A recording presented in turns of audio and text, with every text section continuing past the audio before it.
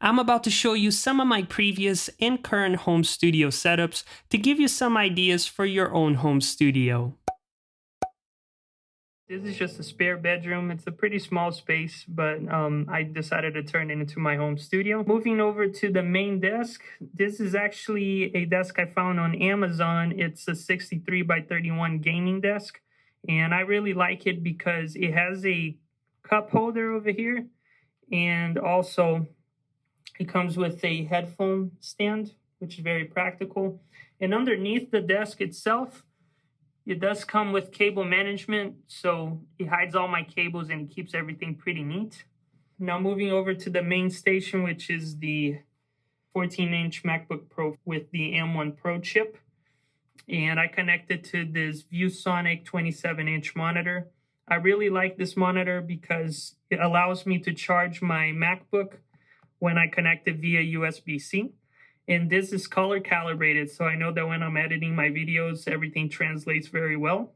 And it also serves as a hub, so it not only lets me connect the MacBook, I can also connect my work computer, my MIDI keyboard, and even my Switch all in one monitor, so I love that.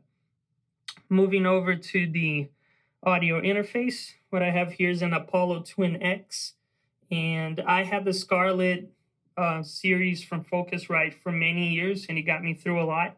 But after researching, I decided to just save the money and get it. And I got to tell you, I absolutely love this interface.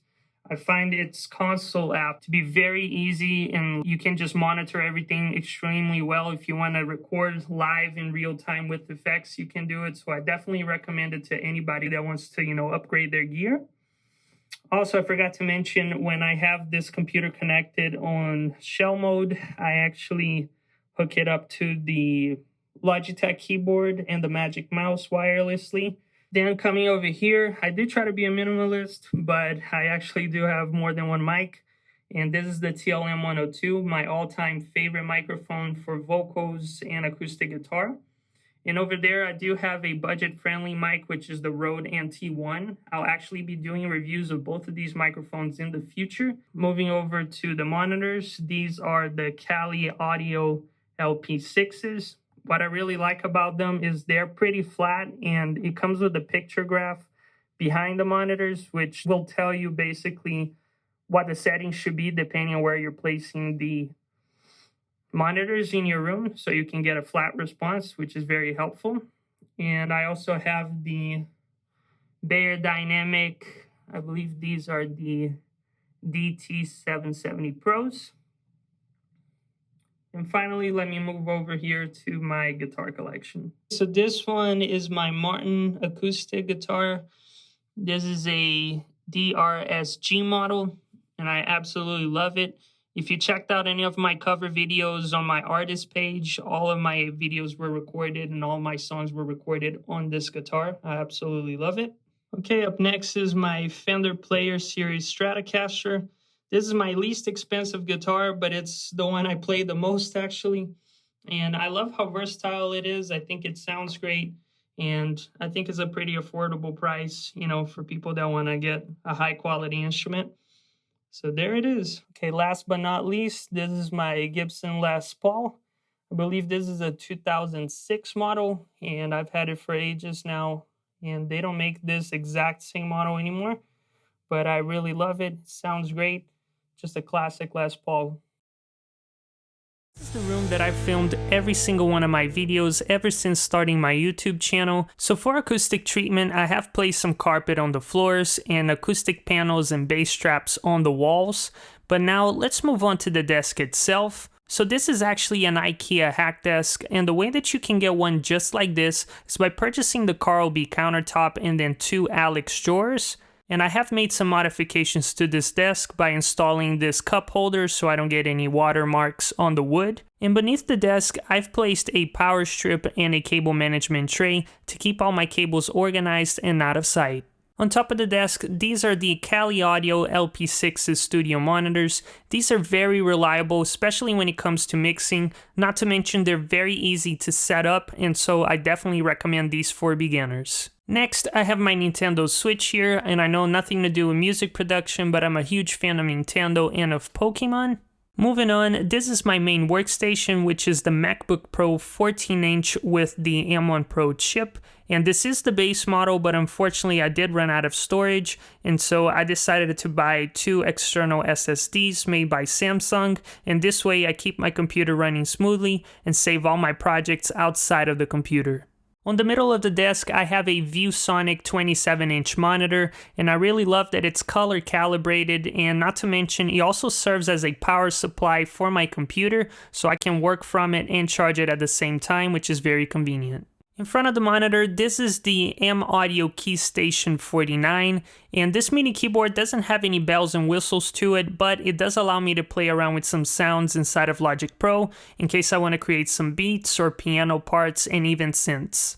In front of it, these are the Logitech MX keys, and I don't know if you can see this on the screen because it's pretty bright, but it does light up in the dark in case you're into that. But my favorite feature is that you can select between your computers with a touch of a button, so you don't need any wires, which makes this very useful.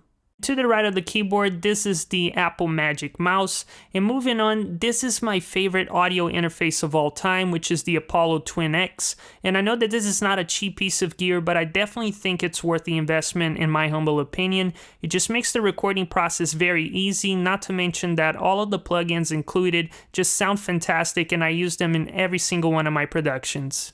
Now let me show you my mic locker. This is the Neumann TLM102 condenser microphone, and I've used this mic on every single one of my Talking Head videos.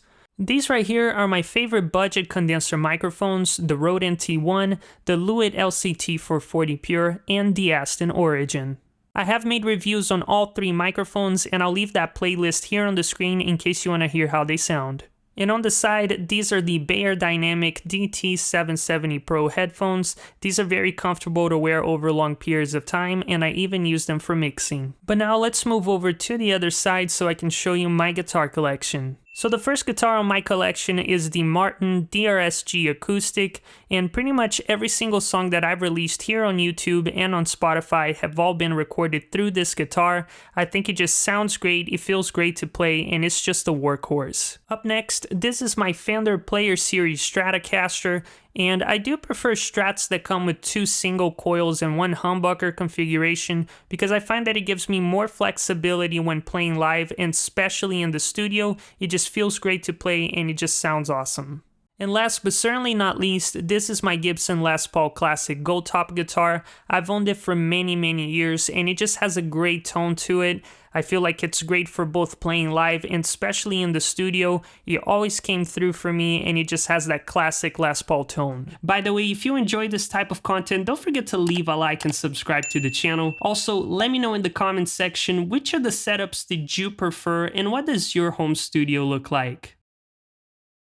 Here's a quick tour of my minimalistic home studio setup. First, let's have a look at this ergonomic chair. If you're somebody like me, working from home and staring at a computer screen for very long periods of time, then I highly encourage you to try one out for yourself. Because trust me, both the back and neck support will have a huge impact on your posture and how you feel at the end of a work shift. Another cool feature is the flip-up arms, which are very convenient if you play an instrument like the guitar. Moving on to the actual desk, this is known as an IKEA hack desk, and you can build one exactly like this by purchasing 2 Alex drawers, which come in 3 finishes, black, white, and gray, and then any tabletop with a white finish. The great thing about these drawers is that they're very spacious, which helps me to keep organized and free up a lot of space in my room. My main workstation is the 14-inch MacBook Pro with the M1 Pro chip, and this is the base model, which comes with 16 gigs of RAM and 512 gigs of storage. And even though Apple has released newer models with better chips, I've never felt the need to upgrade because this has been more than enough to handle all of my music and video production needs. But when I'm working from my desk, my laptop is pretty much always connected to this 27-inch ViewSonic color calibrated monitor, which gives me more real estate to work with, which is nice, especially for video editing. In front of the computer, these are the MX keys and MX Master Mouse. I love how you can customize literally every single button on the mouse to do different shortcuts. So if you want a way to speed up your workflow, this is a great investment. And speaking of investments, the camera that I use to shoot all of my videos is the Sony ZV-E10. Like many of us, I started making YouTube videos from my smartphone, but after doing that for over a year, I decided to level up the production quality of my videos, and I couldn't be happier with the result. So if you're looking for a great camera for YouTube, this is a great choice to get you started. Moving on to my audio gear, this is the Apollo Twin X audio interface, and even though it is not cheap, I do think it's worth the money because it comes with amazing sounding plugins that I use in pretty much all of my productions. Not to mention, you can run all of these effects in real time with no latency and without putting any strain whatsoever in your computer. Now let's have a look at my mic collection, which include the Rode NT1, the Aston Origin, the Neumann TLM102,